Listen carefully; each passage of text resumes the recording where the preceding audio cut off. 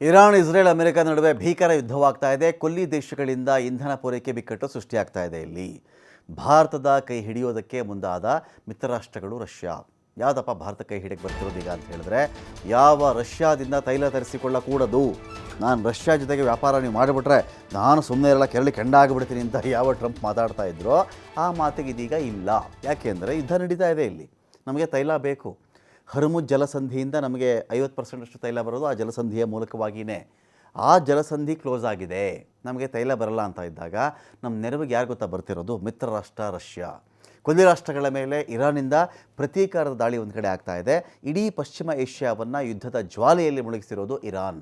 ಇದರ ನಡುವೆ ಭಾರತಕ್ಕೆ ಕಾಡ್ತಾ ಇರೋದು ಇಂಧನ ಪೂರೈಕೆ ವ್ಯವಸ್ಥೆ ಅಥವಾ ಸ್ಥಗಿತ ಆಗಬಹುದು ಅಂತ ಒಂದು ಭೀತಿ. ಇಂಧನ ಪೂರೈಕೆಗೆ ಅಡ್ಡಿಯಾದರೆ ಸಹಾಯ ಮಾಡೋಕ್ಕೆ ನಾನು ರೆಡಿಯಾಗಿದ್ದೀನಿ ಅಂಥೇಳಿ ರಷ್ಯಾ ಒಂದು ಕಡೆ ಹೇಳ್ತಾ ಇದೆ. ಭಾರತಕ್ಕೆ ಕಚ್ಚಾ ತೈಲ ಬರದಂಥ ಭೀತಿ, ಅದು ಬರದ ಭೀತಿ ಕೂಡ ಒಂದು ಕಡೆ ಇದೆ.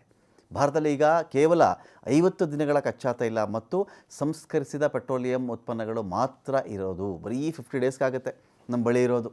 ಹಬ್ಬಬ್ಬ ಅಂದರೆ 50 ದಿನಗಳ ಕಾಲ ನಾವು ಈ ತೈಲ ಇಟ್ಕೊಂಡು ಹೇಗೋ ನಿರ್ವಹಣೆ ಮಾಡ್ಕೊಳ್ಬಹುದು ಅಂಥೇಳಿ.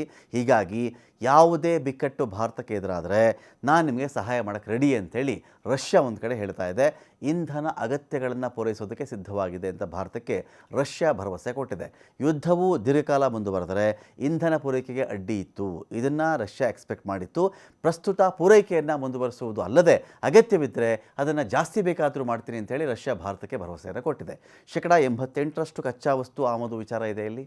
ಪೆಟ್ರೋಲ್, ಡೀಸೆಲ್ಗೆ ಕಚ್ಚಾ ವಸ್ತುಗಳನ್ನು ಆಮದು ಮಾಡಿಕೊಳ್ಳೋದು ಭಾರತ.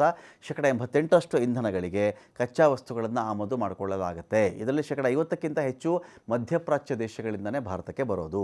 ಇದು ಕಿರಿದಾದ ಹಾರ್ಮುಜ್ ಜಲಸಂಧಿಯ ಮೂಲಕನೇ ಭಾರತಕ್ಕೆ ಬರುತ್ತೆ.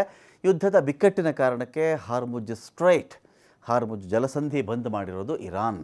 ಭಾರತಕ್ಕೆ ಪ್ರಸ್ತುತ ಅಲ್ಪಾವಧಿಗೆ ಕಚ್ಚಾ ತೈಲ ಮತ್ತು ಇಂಧನ ಇದೆ. ಮೂಲಗಳ ಪ್ರಕಾರ 50 ದಿನಗಳವರೆಗೆ ಕಚ್ಚಾ ತೈಲ ಮ್ಯಾನೇಜ್ ಆಗುತ್ತೆ. ಅದಾದ ಮೇಲೆ ಆದರೆ ಕಷ್ಟ ಆಗುತ್ತೆ ಅಂತ.